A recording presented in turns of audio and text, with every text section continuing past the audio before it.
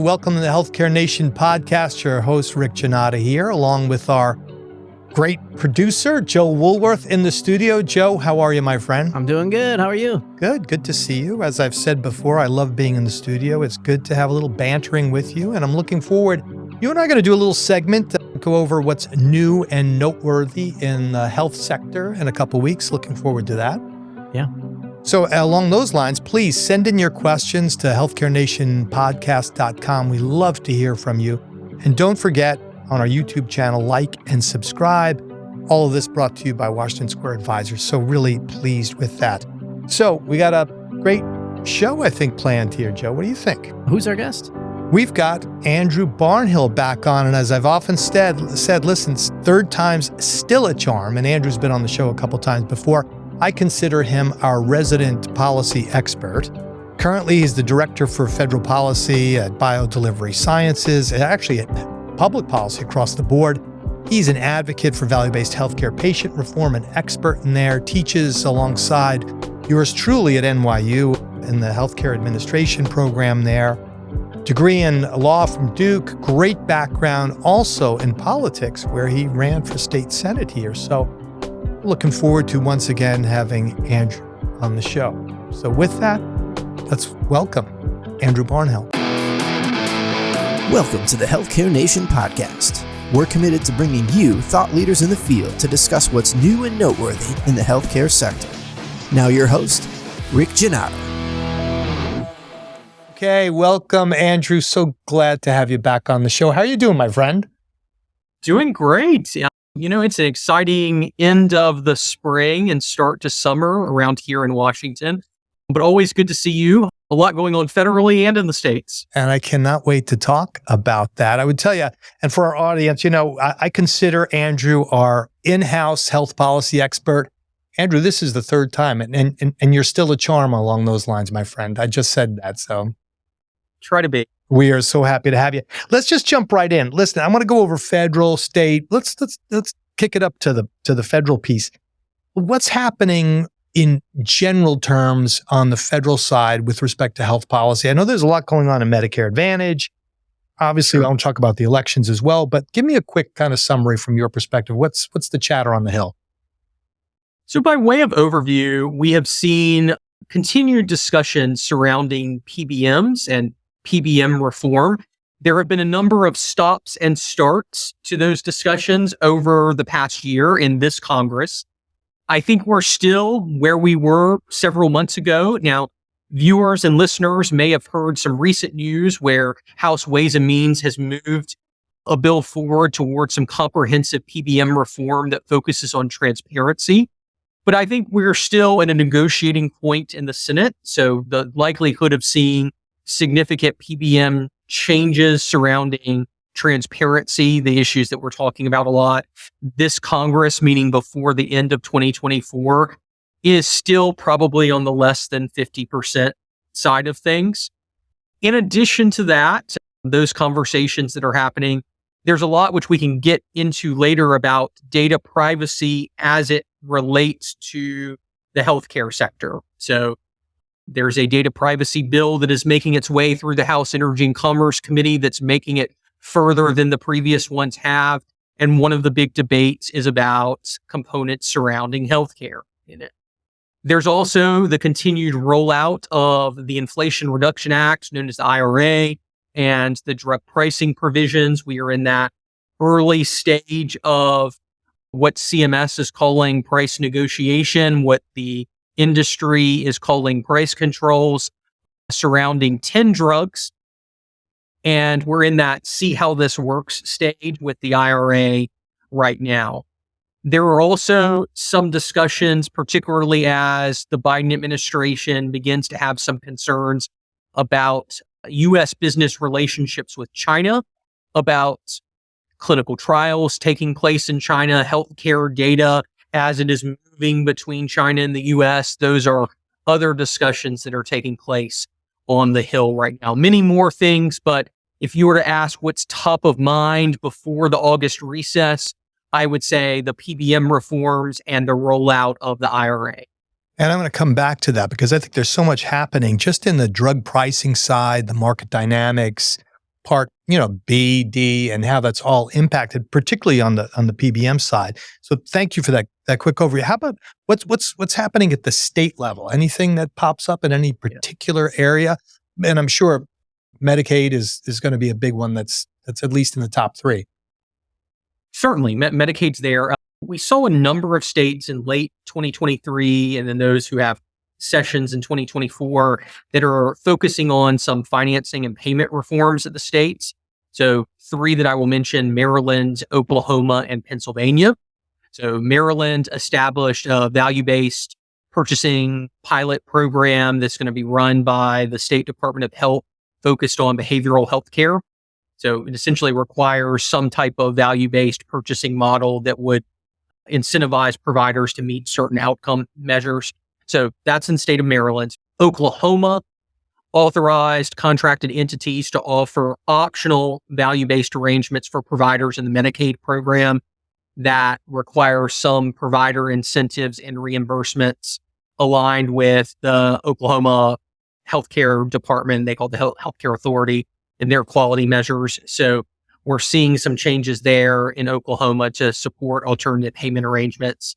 Pennsylvania has focused on rural health and reauthorized its Rural Health Redesign Center Authority. And that's the pot of money that manages the budget for rural hospitals in the state.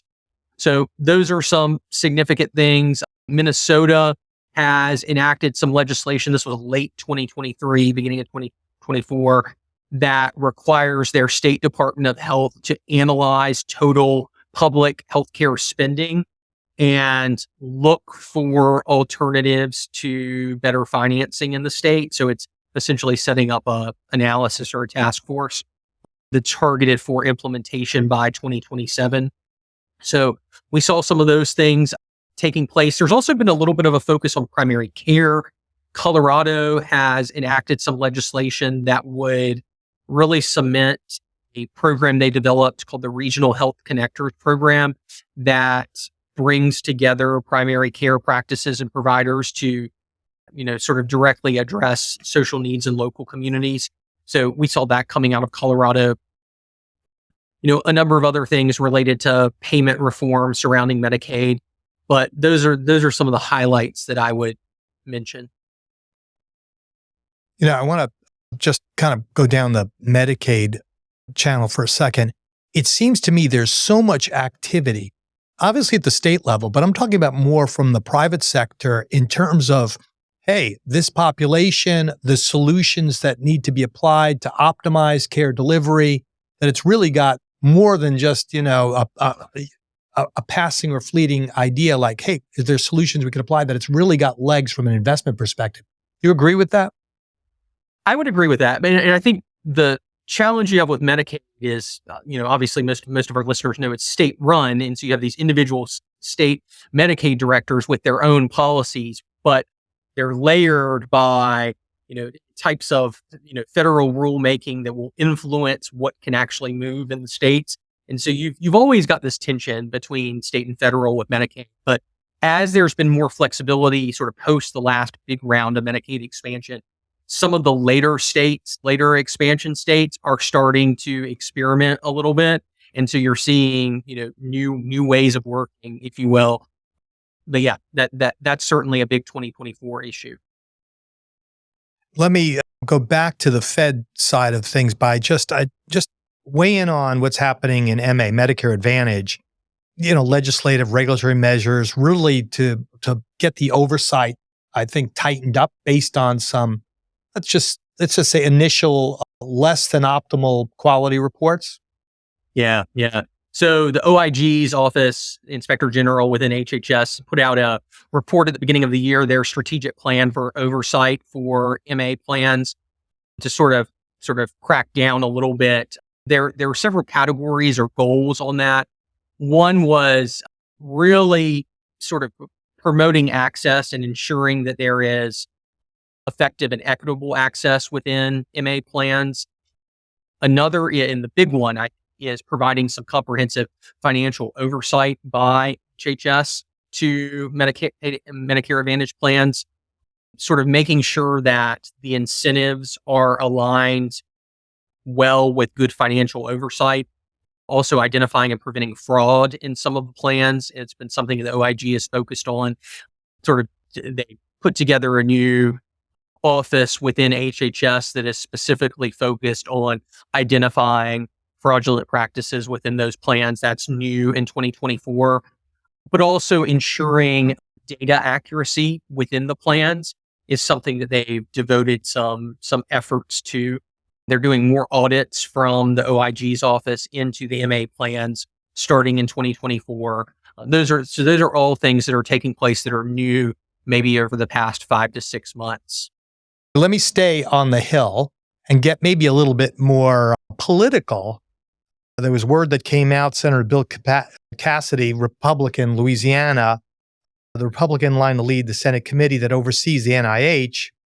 If the GOP wins Senate control, that could be a lot of scrutiny and perhaps some overhaul of the NIH. What are your thoughts on that? And let me start with the NIH, but not necessarily stop there.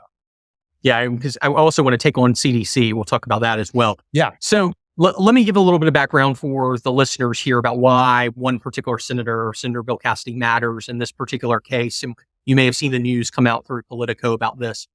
So Senate Help Committee is currently led by Senator Sanders. If, and as we likely expect, the Senate is going to be controlled by Republicans after the November election. And we say we expect that because you look at the seats that are in play, that is much more likely than not that Republicans will have the majority post-November, so starting in January of 2025. If that is, in fact, the case, Bill Cassidy of Louisiana would almost certainly become the chair of the Senate Help Committee, the Health, Education, and Labor and Pension Committee that has jurisdiction over organizations such as the NIH. So that's why Cassidy matters in this case. So what has he been saying? He has been focusing over the past few weeks, probably in the press, but really months internally with his staff on funding sources within NIH, what NIH is doing with the federal dollars that they are receiving for clinical research. What is the ROI for the public? That's been a big question. I think there is a sentiment by Cassidy, and maybe you could extrapolate into Republican circles on the Hill more broadly, that there's not a lot of communication with how specifically the NIH is partnering with the private sector, one. Two, the turnaround time on the investment that the federal appropriations process puts in to add additional dollars to the NIH. And there's another complicating factor of this.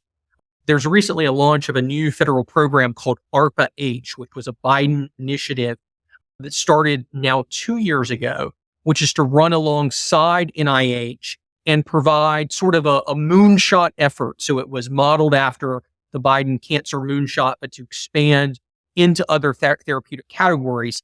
And the idea is that you give people from the private sector along with the public sector this sort of open slate to pursue the most aggressive and difficult challenges in the healthcare space and broadly life sciences, and see what types of new innovations they can come up with. Well, there were a significant chunk of federal dollars put towards this, and folks like Senator Cassidy want to know, okay, what's happening so far? How are those dollars being used? What's the ROI? And so I think we're likely post-November going to reach this point of, okay, significant investment to NIH, significant investment to ARPA-H. If we are going to continue those in the next appropriations process, we want to see some results. That's what a Republican would say in that particular case. So let me, staying on that thought, but being a little bit more broad on it, the impact of healthcare policy, let's just start with the agencies based on the election outcomes. So how might policy change? How might voter behavior change with respect to healthcare issues? And how might these agencies actually be impacted under both a Biden reelection or a Trump coming back in? Okay.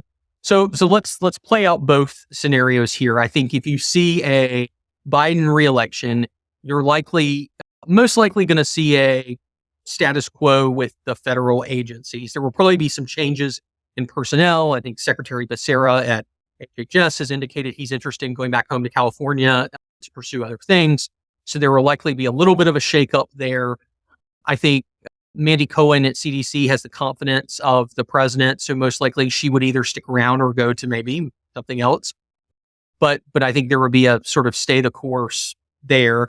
I think there would be a real push to expand his signature ARPA-H program as well as Cancer Moonshot. I think you would see an expansion of the IRA's efforts because it's really a tiered process. What we're in right now with the drug pricing piece is step one of what was included in that statute. So I think status quo plus expansion of the signature programs, IRA and ARPA-H. So that would be a Biden term 2.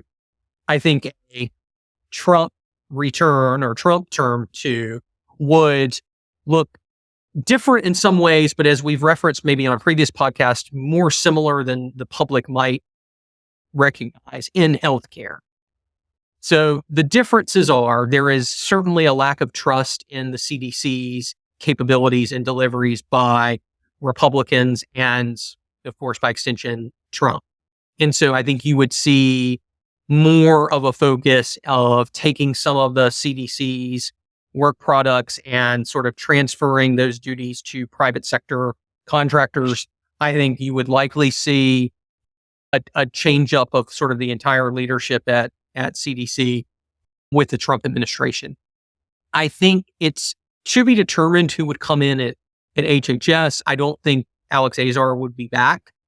I think it would be someone who's more closely aligned with Trump personally in a Trump term 2. But on the drug pricing piece, which is a major question right now, I think there's a lot of consistency between Donald Trump and Joe Biden. A lot of political folks.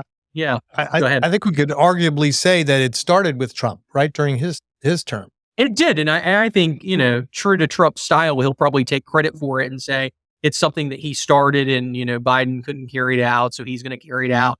So I don't think you're going to see this complete turnaround. I have some colleagues in the sort of broader healthcare world that say, oh, well, Republican in the White House, doesn't that mean the IRA is repealed? And I give an emphatic no. One thing that we know of those of us who've worked in politics and in legislation is that once you pass a piece of legislation with a significant government program, it's very difficult to take that away. So rolling it back is more difficult than just one regulation that you're going to, ignore, right? This is a significant program that has developed a new function within CMS. So that would just be very difficult to change. In addition to that, you have, another president, Donald Trump, who has said that he wants to, quote, hit big pharma. And this would be a way of, carrying out what he articulated in the first term. So continuity in drug pricing, difference in the relationship between the White House and the federal health and public health agencies.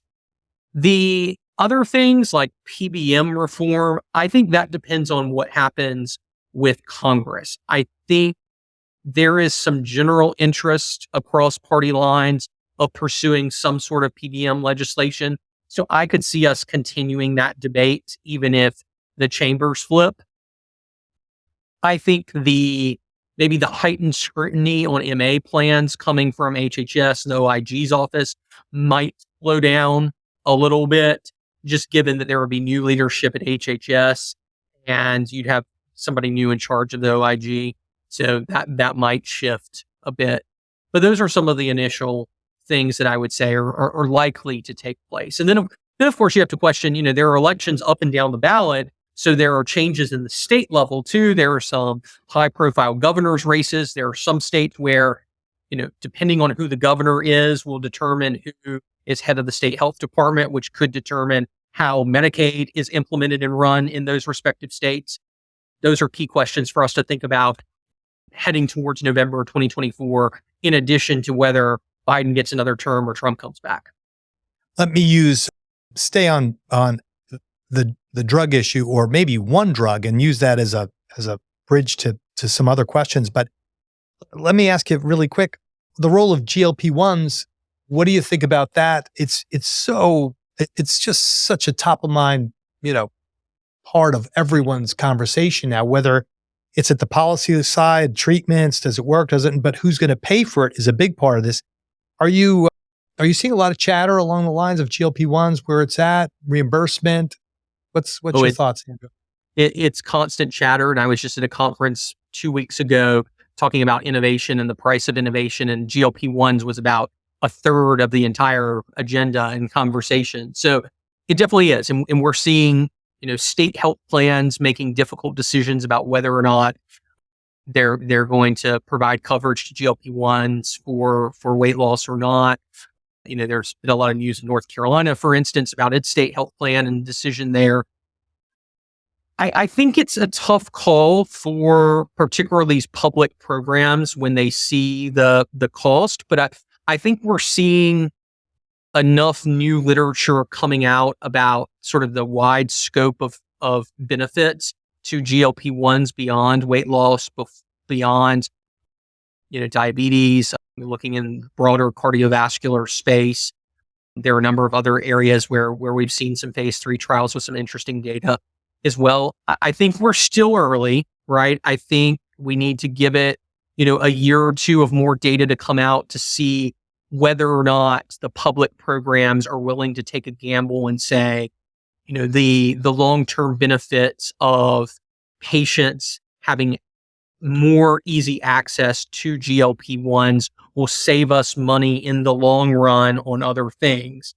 But I don't think, you're likely going to need a first mover, a large state that's going to say, we stand behind coverage of this, and seeing other state health plans follow, or, a more definitive statement from CMS. And I don't think anybody wants to be that first mover right now.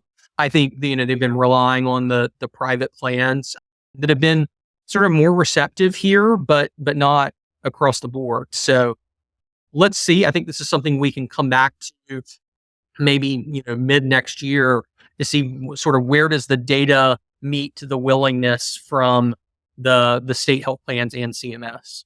So yeah, I think the care coordination component of it, you'd have to have a substantial plan with enough, line of sight clinically to really get the efficacy on the back end for the there are a lot of adherence issues, in particular with GLP-1 injections. So I think, a lot of questions there, to be determined. We're still working out the supply issues as well in some parts of the country more than others, but very promising, an exciting example of innovation in the life sciences.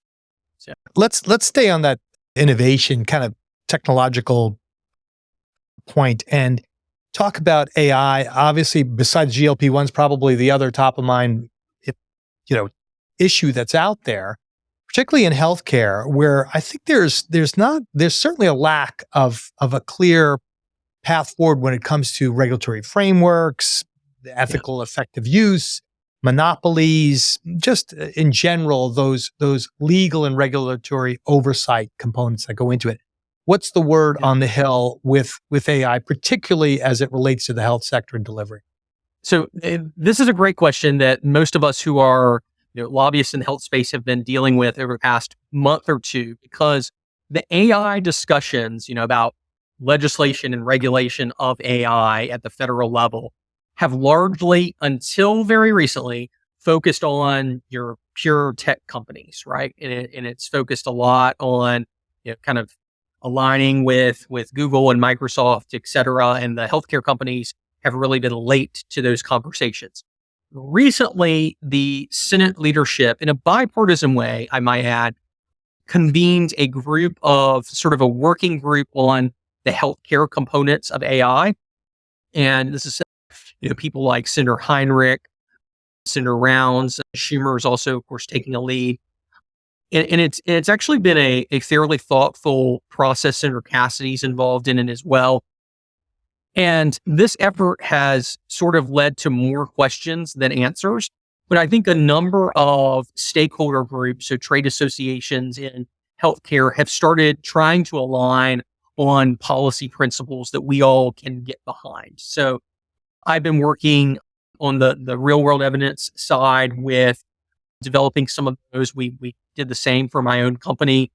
Some of the principles that I think are being pushed in the healthcare side are, okay, we need high quality and reliable data. So healthcare AI needs to be developed and deployed using high quality data. It needs to be, healthcare AI should be trained using representative data, for instance, including from real world sources. Policy frameworks need to be developed with patients at the forefront.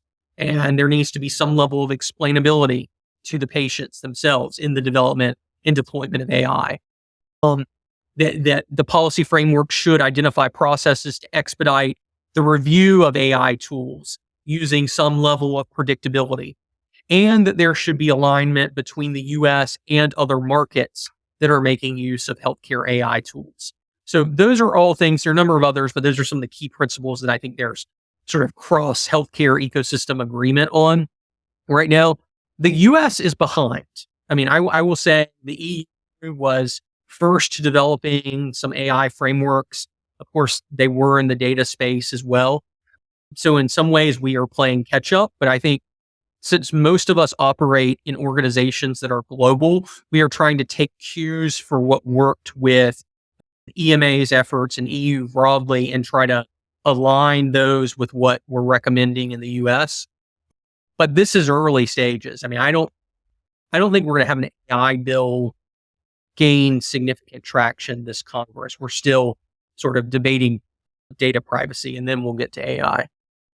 Yeah. And my thought is, I think particularly when you look at Europe, I don't know how much innovation has been blunted with some of the regulation there versus the US, but I think that's just something that at least I've heard when I've been out talking to some folks in the tech area that are deploying AI in healthcare.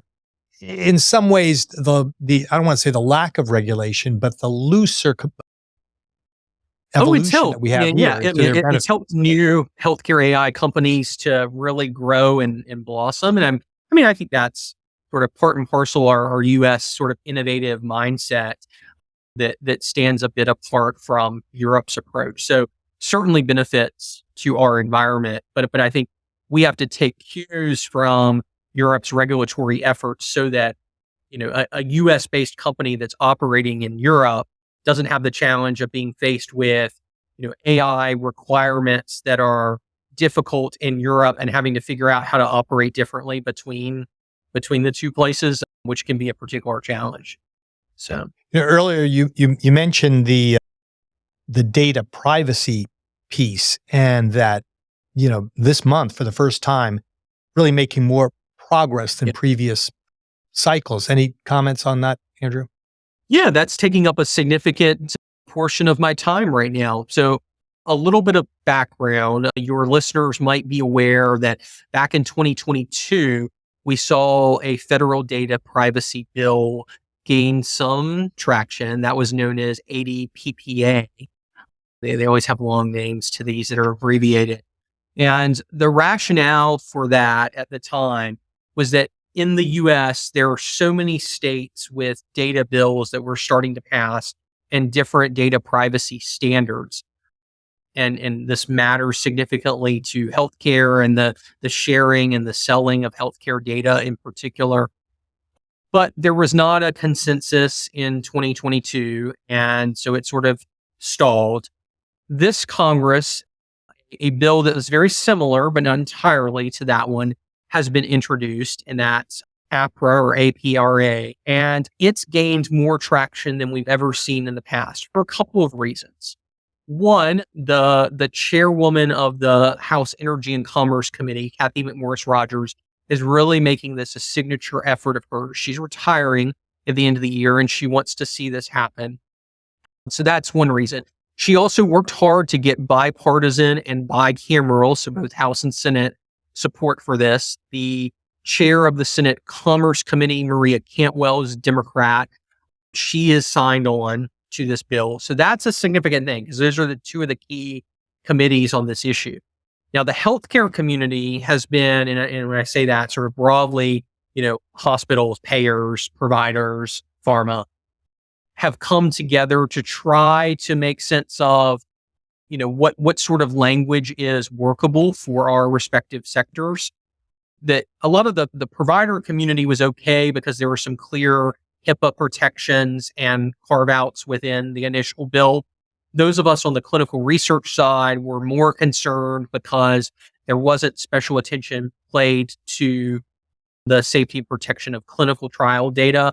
And so we've been working collaboratively. In fact, I had a meeting just a couple of days ago with various stakeholders to align on recommendations to help the committee with that. Because, the committee may be thinking about privacy broadly, but they don't necessarily know how it's going to impact different parts of healthcare.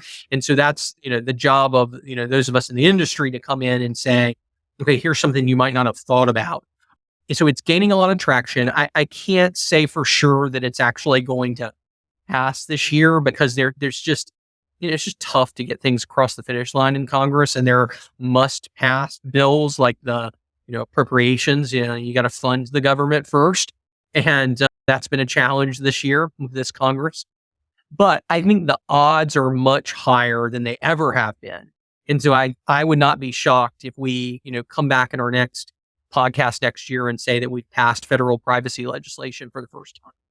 So I know it's taking up a lot of your time, and with everything else that's happening right now in the election cycle, obviously it's state and federal, it shows the importance of this topic. Yeah. And of course, it's become even more important as there have been certain things happen, like the Change Healthcare situation with data that has certainly become top of mind. So I think, I think people are paying attention to data and privacy. Yeah, so important. And I think another breach, in fact, today as well, as we speak here, May 9th. So it's endless. Let me switch gears over to economics and look at it through the lens of healthcare insurance.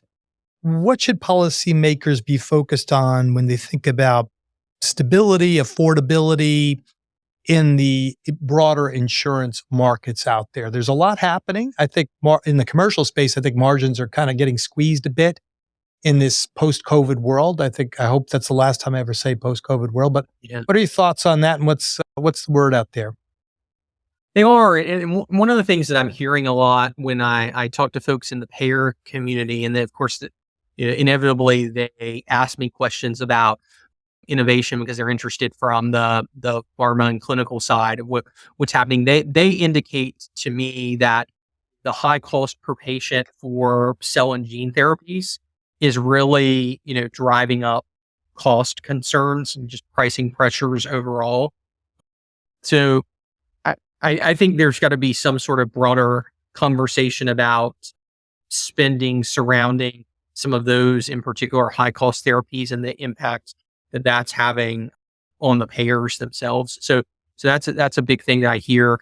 The IRA also has posed some challenges to the payer side, leading to some premium increases. We're only seeing the first round of those right now. I'm really curious to see, next year, I guess in the next January, what premiums look like overall. A declining number of plans, also perhaps the result of some unintended consequences of the IRA. So I think those are all things that payers are concerned about right now. So it's interesting how much of it you circle back to drug pricing in this, and obviously in rare diseases or very expensive drugs, oncology space. Along those lines, you agree with that, Andrew? I think there's a tendency to say that drug pricing is maybe a larger problem than it actually is, but it does impact a lot of different things, and particularly these most innovative new therapies, which are truly exciting, cell and gene therapies. Things like the GLP-1s, right? I think and I shared this at a conference that I was speaking at a couple of weeks ago, is that the public in the United States has never really had a conversation, a genuine one, about the trade-offs that we're willing to make for lower cost.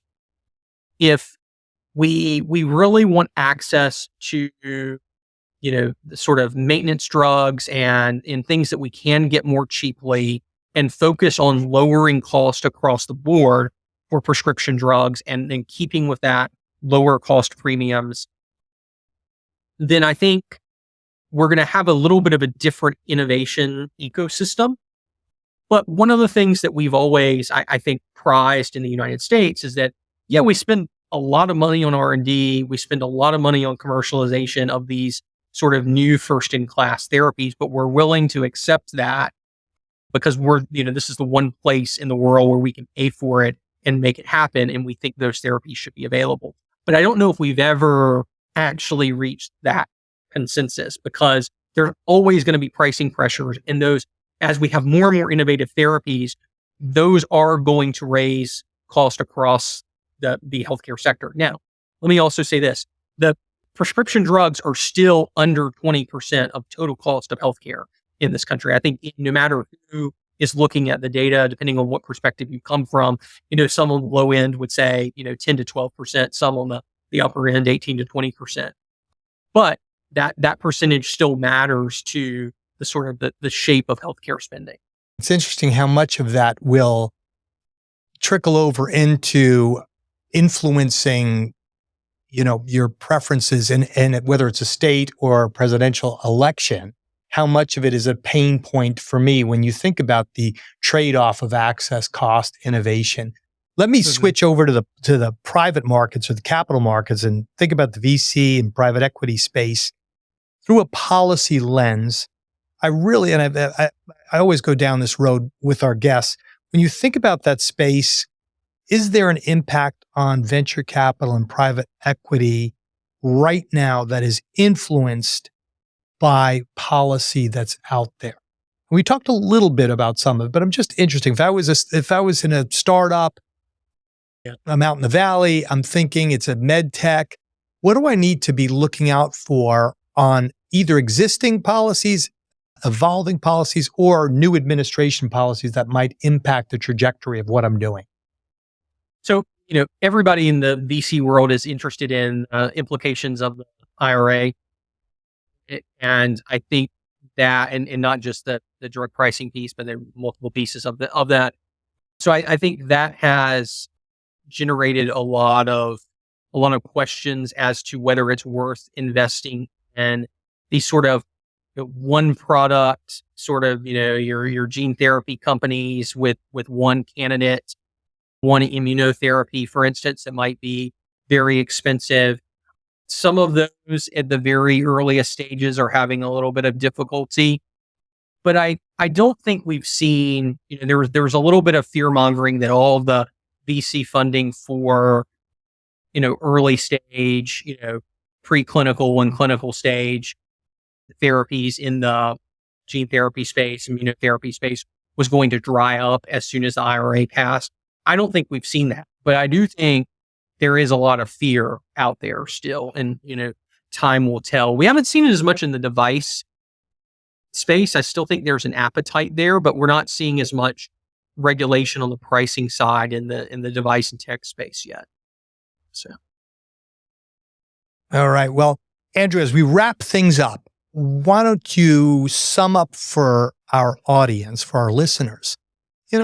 What's the big three things that you think about in the health policy world that we should have our eyes fixed on as things evolve, not only through the election coming up, but also beyond that these are going to be the big issues? We talked about a few of them, and I hate to put you on the spot to rank order them, but what's on your mind? What do you see the Hill focused on? How is it going to impact the general public as well as folks who have a vested interest in the sector? Good question. I'll give you three, but I'm sure I could pick others, and there are always trade-offs. So I would say it's, I'll name them and then I'll go through them. I would say it's pricing, privacy, and support of the public health programs. So by pricing, all the questions surrounding the IRA, drug pricing side, as well as premiums. So all things pricing. Second, Privacy, as we've discussed, passing federal privacy legislation with a significant healthcare component is top of mind by legislators. A little bit less with agencies, but particularly Capitol Hill. And then third, support of the public health programs, the CDC, HHS, depending on what happens with the elections, who's going to be in charge, will those programs see significant shifts and funding changes? I think no matter what happens in November, there will be conversations about our public programs related to healthcare, and particularly those that demand significant amounts of federal dollars. So those are the three that I would name. Of course, there are many more that others could choose, but if you're asking what's top of mind from my perspective, those definitely make the list. Okay. Well, Andrew, it's been a great show. Obviously, I look forward to having you back before the end of the year because I think we'll have a lot to talk about after November and obviously leading up to and immediately after. So thank you, my friend. Always incredibly, I think, spot on summary and insights to what's happening on the Hill and in fact, at the state level in health policy. So thank you, Andrew, for being here on the Healthcare Nation podcast. Thanks, Rick. Always a pleasure to be here. We'll talk soon. The opinions expressed by the host and guests are for informational purposes only and not associated with any companies or academic institutions. Please follow us wherever you listen to your podcasts, as well as our YouTube channel, Healthcare Nation Podcast. And if you have any questions or want to contact us, please reach out to healthcarenationpodcast.com.